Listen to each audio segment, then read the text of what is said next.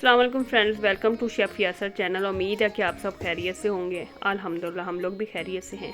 बस शेफ़ यासर की आज थोड़ी सी तबीयत ख़राब थी, इनको थोड़ी सी फ्लू, खांसी और चस्ट रुकी हुई थी।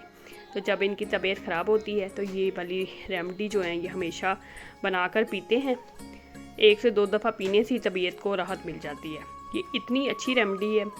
तो जैसा कि सर्दियों का मौसम है तो सबको ये छोटी छोटी प्रॉब्लम्स होती हैं, फ्लू, खांसी, गला ख़राब। इस वजह से हमने कहा कि ये इतनी फ़ायदेमंद रेमेडी है, क्यों ना आपके साथ भी शेयर की जाए।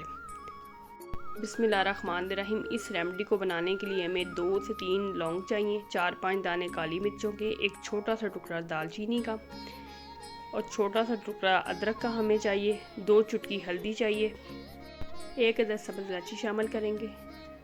जब ये हमारी रेमेडी तैयार होगी फिर हम लेमन का इस्तेमाल करेंगे और शहद का।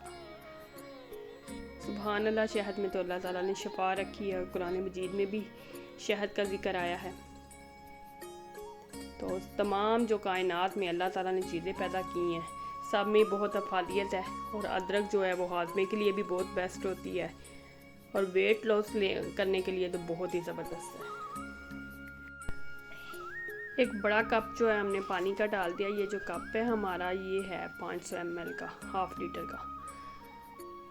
आप अदरक काट के भी डाल सकते हैं और कूट के भी डाल सकते हैं।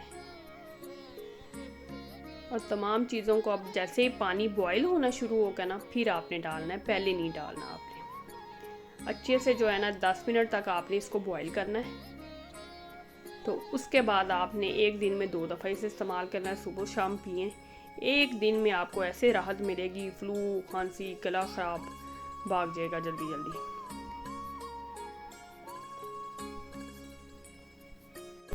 दालचीनी जो है वो बहुत ही इंसान के लिए फ़ायदेमंद होती है। इसके बहुत अच्छे असरात होते हैं।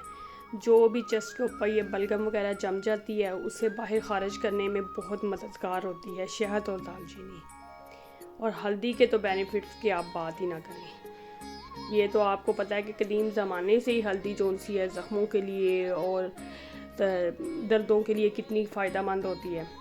तो आप खुद ही सोचें कि जब ये तमाम अज्जा बॉयल होने के बाद कितनी एक ज़बरदस्त सी एक मेडिसिन तैयार हो जाती है ये। तो आप ज़रूर ट्राई कीजिएगा इस रेमेडी को, बहुत ही फ़ायदेमंद है। और यहाँ पर है शहद। जैसे ही हमारी रेमेडी तैयार होगी तो फिर हम शहद डालेंगे। और शहद के बारे में ये कहा जाता है कि किसी भी गर्म चीज़ में शहद को फ़ौरन नहीं डालना चाहिए, क्योंकि इससे इसकी अफादियत ख़त्म हो जाती है। रेमेडी जब बन जाए इसको 5 मिनट के लिए आपने छोड़ देना है। जैसे ये नीम गर्म हालत में होगी तब आपने 1 चम्मच शहद डालना है, पहले नहीं डालना आपने शहद। पहले डालेंगे तो शहद की तमाम अफादियत ख़त्म हो जाएगी।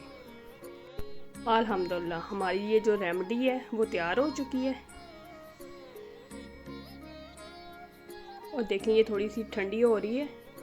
तो अब हम जो है ना शहद शामिल कर रहे हैं। शहद में अल्लाह ताला ने शिफा रखी है इंसान के लिए। और सूरत नहल में भी शहद का जिक्र आया है।